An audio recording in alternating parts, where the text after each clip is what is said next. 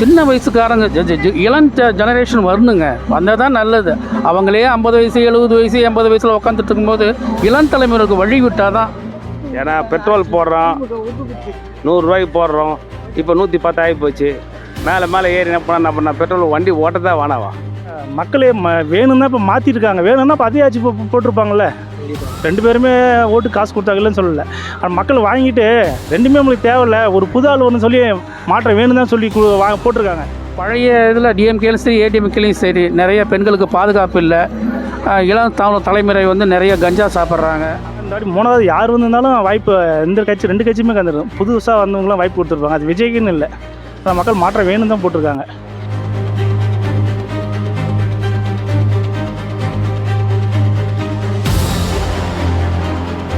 விஜயோட ஆட்சி எப்படி இருக்குன்னு நினைக்கிறீங்க? இப்போதான் வந்திருக்காரு, நம்ம வர தான் செய்ய முடியும். டக்குன்னு இப்போ அவங்க ஆட்சியில் வந்தோடனே எதுவும் செய்யலைல்ல.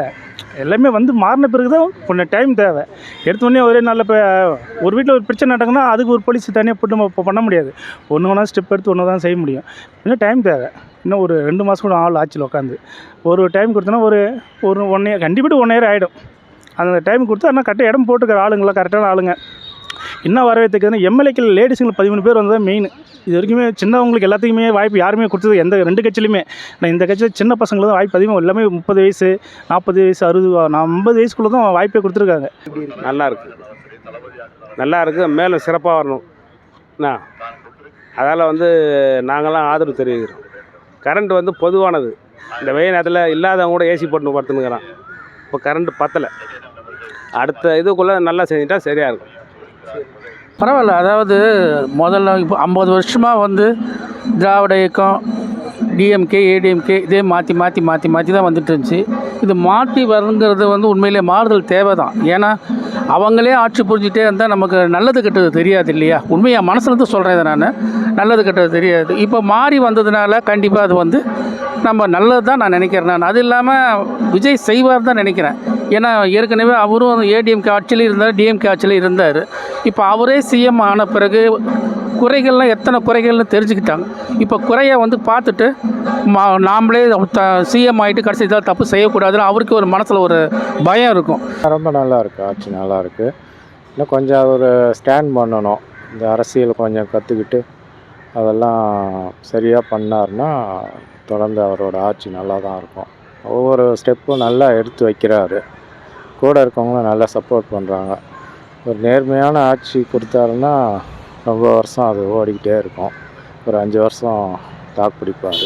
ஒரு மாதிரி லேடிஸுங்களுக்கு மெயின் நம்ம பதவி கொடுத்துருக்கோம். மெயினில் இது வரைக்கும் எந்த கட்சியிலையுமே 2 கட்சியிலுமே வந்து அவங்களுக்கு அந்த அமைச்சர் பதவி யாருமே தந்ததே இல்லை. 13 அமைச்சர் வாங்கியிருக்காங்க. இப்போ தான் அவங்க தான், இதுதான் ஃபஸ்ட் டைம். நல்லா இருக்காது அந்த இது ஸ்கீமு.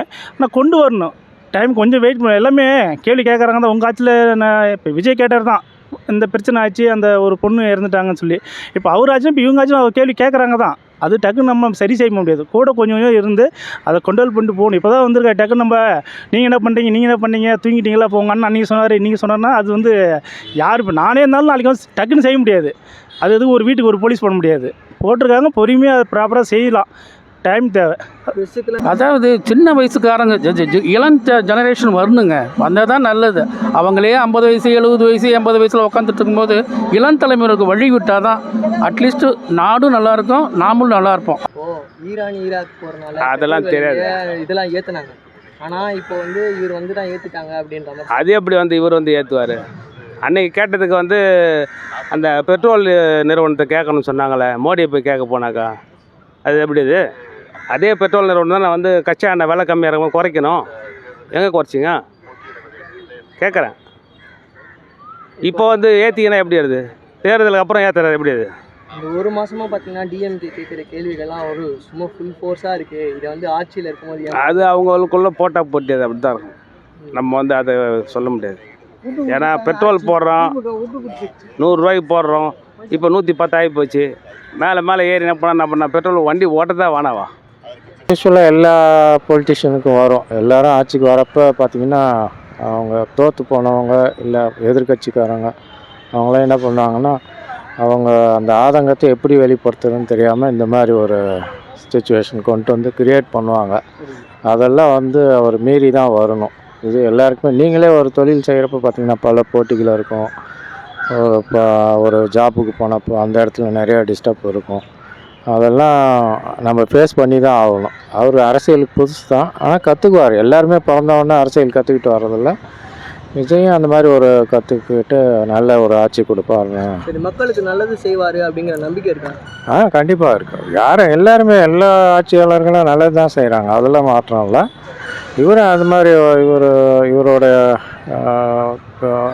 இவருக்கு எந்த தேவைகளும் இல்லை, அதனால் ஒரு நல்ல ஆட்சி கொடுப்பாருன்னு தான் நம்புகிறோம். பஸ்ஸுக்கெல்லாம் இன்டர்வியூ கொடுக்க மாட்டேங்கிறாரு. பொம்மை சிஎம், சோஃபா ஆட்சி அப்படின்ற மாதிரி. அவர் அப்போலேருந்து இன்னும் கொடுக்கவே இல்லை.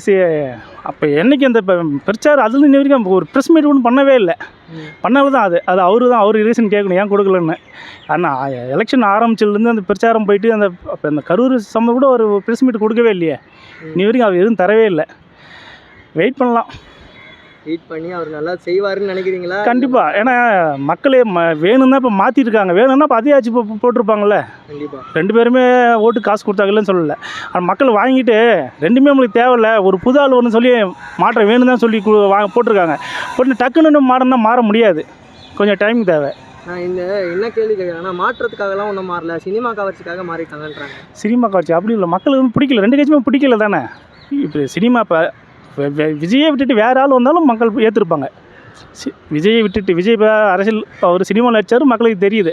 விஜய் விட்டுடுங்க, வேறு ஆள் யார் 3வது ஆள் வந்தாலும் இப்போ விஜய் சீமான் வந்திருப்பார். விஜய் அந்த அரசியல் கட்சியில் அவர் கொஞ்சம் சப்போர்ட் இருந்துச்சு, முன்னாடி வந்தாங்க. இது வேறு ஆள் யார் அந்த 3வது ஆள் 2 பேர் எகுத்து வந்தாங்கன்னா கண்டிப்பாக அவங்க தான் வந்திருப்பாங்க. மக்களுக்கு பிடிக்கல. சீமான் கோவிலுக்கு இந்த மாதிரியான சட்டங்கள் கொண்டு வந்து அவங்கள பாதுகாப்புப்படுத்தணும் அப்படின்னா என்ன மாதிரியான கோரிக்கைகள் வைப்பீங்க சிஎம் விஜய்? இப்போது பழைய இதில் டிஎம்கேலையும் சரி ஏடிஎம்கேலையும் சரி நிறைய பெண்களுக்கு பாதுகாப்பு இல்லை. இளம் தலைமுறை வந்து நிறைய கஞ்சா சாப்பிட்றாங்க அப்படிங்கிற மாதிரிலாம் வந்து ரூமர்ஸு. 2வது நம்ம கண் கூட பார்த்தோம். இப்போ அதெல்லாம் அவர் கிளியர் பண்ணணும். அவர் பண்ணால் தான் அவர் வந்து ஒரு மாறுதல் வேணும் நம்ம சொல்கிறோம். அந்த மாறுதலை வந்து அவர் கரெக்ட் பண்ணிடணும். அது எது மைனஸாக இருக்குது, பெண்கள் பாதுகாப்பு எது மைனஸாக இருக்குது, அதெல்லாம் பார்த்து செஞ்சுட்டா நல்லா இருக்குன்னு நினைக்கிறேங்க. கண்டிப்பாக ஆட்சியில் மாற்றம் வரலாம், காட்சியில் மாற்றம் கிடையாதுன்றாங்க. இந்த ஆட்சியிலையாவது காட்சியில் மாற்றம் வருமா? கண்டிப்பாக வரும். ஒவ்வொருத்தரும் அவங்கவுங்க ஸ்டைலில் தான் ஆட்சி கொடுத்துட்ருக்காங்க. ஜெயலலிதா கொடுத்தாங்க, அடுத்தது எம்ஜிஆர் கொடுத்தாரு, கருணாநிதி கொடுத்தாரு, ஸ்டாலின் கொடுத்துருக்காரு. அது அவங்கவுங்களோட எல்லாருமே நல்ல அவங்களோட தனிப்பட்ட இதை வந்து இம்ப்ளிமெண்ட் பண்ணிட்டு தான் இருந்தாங்க. அது மாதிரி விஜயும் அவரோட கருத்துக்களை கொண்டு வந்து செய்கிறாரு. எல்லோரும் மக்களும் எதிர்பார்க்குறாங்க, நாங்களும் அந்த மாதிரி தான் எதிர்பார்க்குறோம், நல்ல ஆட்சி கொடுப்பாரு. கூட்டணி கட்சிகள் சீமான் கோவப்பட்டாரா? நான் பிடிக்க வேண்டிய இடத்த நீ பிடிச்சிட்டு அவர் கோவப்பட்டாருன்னா அதை வந்து அவரோட இது தானே. அந்த அளவுக்கு அவர் வந்து பப்ளிக் அந்த அளவுக்கு இல்லை. ஒரு கட்சியாக போனால் அவர் போன பர்சன்ட்லேருந்து 30% 3% ஓட்டு வாங்கியிருந்தார் சீமான். இந்த வாட்டி ஒன்றுமே வேலை இல்லாமல் போயிடுச்சு அவருக்கு. போன வாட்டி 8, இந்த வாட்டி தான் 3. இந்த வாட்டி 3 ஆனால் வந்துட்டு ஒன்றுமே அவருக்கு இல்லாமல் போயிடுச்சு. போனால் அது வந்து மக்களுக்கு ஏற்றுக்கிட்டாங்க, சரி பிடிச்சிருக்கு கொடுக்குன்னு சொல்லி கொடுத்துருக்காங்க. ஆனால் இந்த வாட்டி 3வது யார் வந்திருந்தாலும் வாய்ப்பு இந்த கட்சி 2 கட்சியுமே கந்துடும். புதுசாக வந்தவங்களாம் வாய்ப்பு கொடுத்துருப்பாங்க. அது விஜய்க்குன்னு இல்லை, ஆனால் மக்கள் மாற்றம் வேணும் தான் போட்டிருக்காங்க. வெயிட் பண்ணி பார்க்கலாம். வெயிட் பண்ணால் கண்டிப்பாக நடக்கும்.